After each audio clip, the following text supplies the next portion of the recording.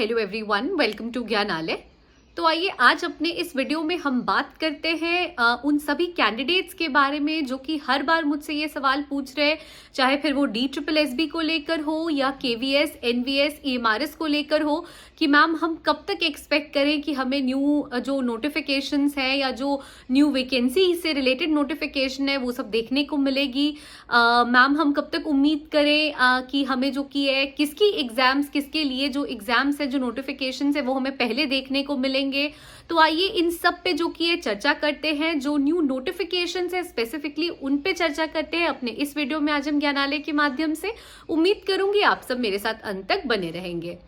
देखिए, सबसे पहले तो मैं बता दूं कि ये वीडियो स्पेसिफिकली उन लोगों के लिए मैं बना रही हूं जिनका ये डाउट है कि भाई न्यू नोटिफिकेशंस कब तक देखने को मिलेगा, वैकेंसीज जिनको ये कंफ्यूजन है कि मैम लेट से निकल रही है या नोटिफिकेशंस लेट से आ रहे हैं, तो क्या ऐसा हम उम्मीद लगाएं कि लेट से निकले हुए नोटिफिकेशंस पे हमें वैकेंसीज ज्यादा देखने को मिलेगी, या मैम हम ऐसा एक्सपेक्ट कर सकते हैं कि अगर नोटिफिकेशंस लेट से निकल रहे हैं तो मतलब हमें टाइम गैप भी ज्यादा मिलेगा, एग्जाम नोटिफिकेशन और एग्जाम के बीच का जो टाइम गैप है वो भी हमें ज्यादा मिलेगा या कम मिलेगा।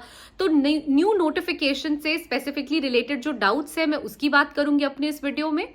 देखिए, सबसे पहले तो मैं बता दूं कि एनवीएस पे मैं कोई स्पेसिफिक कमेंट इसलिए नहीं दे रही हूं क्योंकि बहुत लोग क्वेश्चंस पूछ रहे हैं। आपने देखा होगा यूट्यूब पे भी मेरे वीडियोस पे लोग पूछते हैं कि मैम एनवीएस के बारे में आप बता नहीं रही हैं कि एनवीएस के नोटिफिकेशंस कब तक आएंगे न्यू वैकेंसी को लेके। देखिए, एनवीएस पे मेरा कमेंट माफ करिएगा, मेरा जो स्पेसिफिक आंसर्स है to questions related to NVS वो मैं इसलिए नहीं दे रही हूँ क्योंकि देखिए इनका जो एक कैलेंडर निकलता है वो कैलेंडर को इन्होंने खुद भी फॉलो नहीं किया है। अब क्योंकि उस कैलेंडर को इन्होंने फॉलो नहीं किया है और कोई भी लाइव अपडेट ये प्रोवाइड नहीं कर रहे हैं इसके कॉन्टेक्स्ट में, या कोई भी आप कहो कि ऑफिशियल सर्कुलर जो कि ये नहीं निकाल रहे हैं इस कॉन्टेक्स्ट में, तो इसके रिगार्ड में कोई भी कॉमेंट देना मेरा, जब तक हमारे पास भी कोई आप कहो कि सही सूचना या सही सोर्स से कोई सूचना नहीं मिले तो इस पे कोई भी कमेंट देना हमारा भी सही नहीं होगा। इसलिए एनवीएस रिलेटेड जो एग्जाम्स है या जो न्यू नोटिफिकेशन है उस पे हमारा या ज्ञानालय की तरफ से कोई आपको ऑफिशियल न्यूज या कुछ भी जो कि है कमेंट्स का रिप्लाई नहीं दिया जा रहा है। दूसरी चीज देखिए, DSSB, KVS और EMRS में भी मैं आपको बता दूं कि सबसे पहले जो आपको नोटिफिकेशंस देखने को मिलेगी वो होगी DSSB रिलेटेड। देखिए, आप जानते हैं कि दिल्ली में इलेक्शंस है, उसके पहले कोड ऑफ कंडक्ट लगना है और कोड ऑफ कंडक्ट निकलने के पहले आपको न्यू नोटिफिकेशंस देखने को मिलेंगे। अब जिनको कि ये लग रहा है कि भाई DSSB का, क्योंकि बहुत लोग देखिए DSSB के लिए वेट कर रहे हैं, स्पेसिफिकली वो DSSB का ही एग्जाम देना चाह रहे हैं और वो बस उम्मीद लगाए बैठे हैं कि DSSB का नोटिफिकेशन निकल जाए। DSSB का नोटिफिकेशन KVS, EMRS और DSSB के बीच में सबसे पहले निकलेगा, ये बात की भी आप श्योरिटी रखिए, बिल्कुल पूरी उम्मीद रखिए आप। लेकिन ये कहना कि हाँ DSSB का नोटिफिकेशन निकल जाएगा और उसके बीच में आपको टाइम गैप कब मिलेगा, ये मानना सही नहीं होगा, क्योंकि देखिए DSSB का जब नोटिफिकेशन निकलेगा उसके बाद कोड ऑफ कंडक्ट लगना है, इलेक्शंस होने हैं, तो जो टाइम गैप है वो भी जो कि है सफिशिएंट या ज्यादा ही आपको मिलेगा, मान के चलिए। DSSB के कॉन्टेक्स्ट में मैं स्पेसिफिकली ये चीज क्लियर कर रही हूँ, है ना। तो आप ये जो टाइम गैप है ये ज्यादा ही देखने को आपको मिलेगा। अब अगर हम बात करें EVS और KVS, माफ कीजिएगा, KVS और EMRS के बीच में, तो DSSB के बाद जो नोटिफिकेशन आपको पहले देखने को मिलेगा वो रहेगा EMRS का नोटिफिकेशन।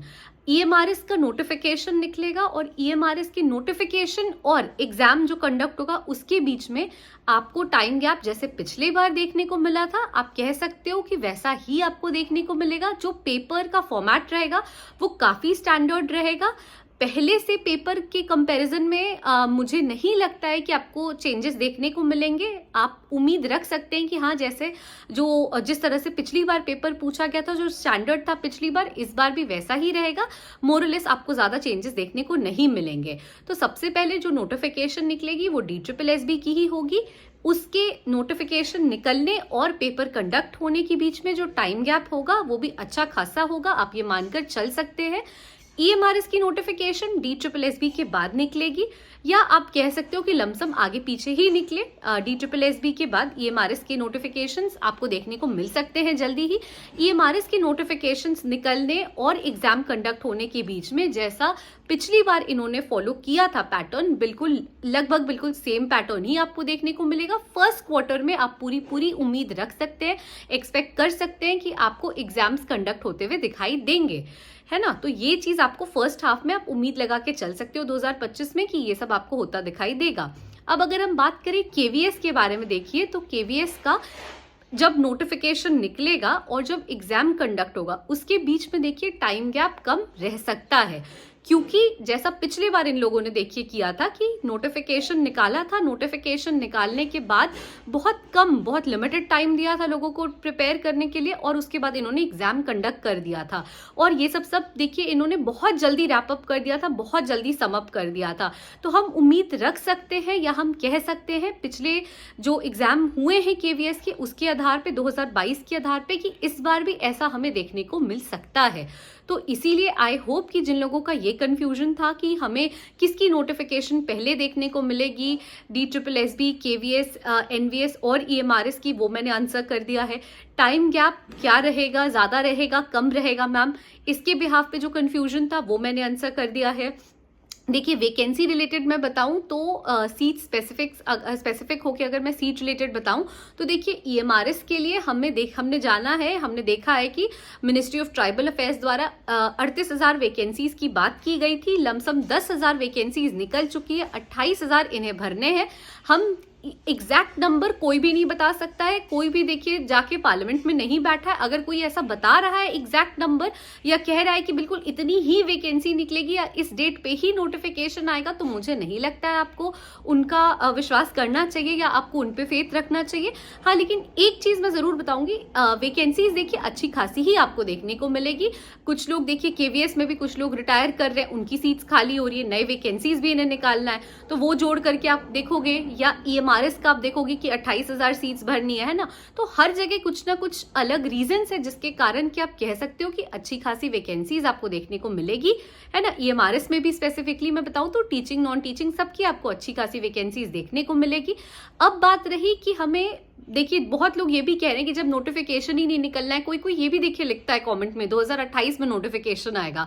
तो जो ये सोच रहे हैं कि 2028 में नोटिफिकेशन आएगा उन्हें आप छोड़ दें, उनको सोचने दें, क्योंकि जो सोच रहे हैं वो सिर्फ सोचेंगे और जो पढ़ रहे हैं वो पढ़कर सीट रिजर्व कर लेंगे, अपने लिए निकाल लेंगे एग्जाम। पहली चीज तो। दूसरी चीज देखिए जो आपका सब्जेक्ट डोमेन है आप उसे तो रिवाइज कर सकते हो।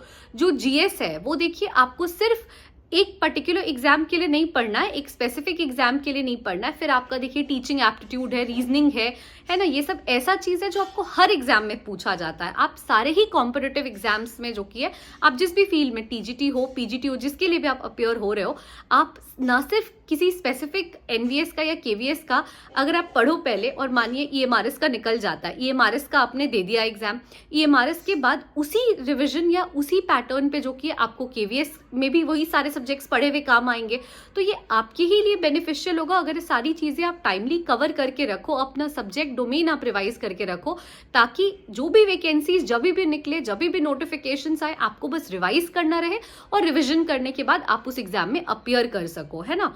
तो प्लीज आप अपने पार्ट पे रिवीजन करना, अपने पार्ट पे पढ़ाई करना, अपने पार्ट पे आप पिछले ईयर का जो प्रीवियस ईयर क्वेश्चन पेपर्स होता है उन्हें देखना, उसके बेसिस पे प्रिपेयर करना ना भूलें। एंड आप अपना जॉब करें, जब भी नोटिफिकेशंस निकलेगा you will be at a position जहां पे आप एग्जाम्स दे सकोगे, फिर चाहे वो कोई भी एग्जाम का नोटिफिकेशन पहले निकल जाए। सो आई होप कि आपको इस वीडियो के माध्यम से कुछ मदद मिलेगी। Thank you so much for watching the video till the end. Please stay tune to Gyanalaya and please do like, share and subscribe our channel. Thank you.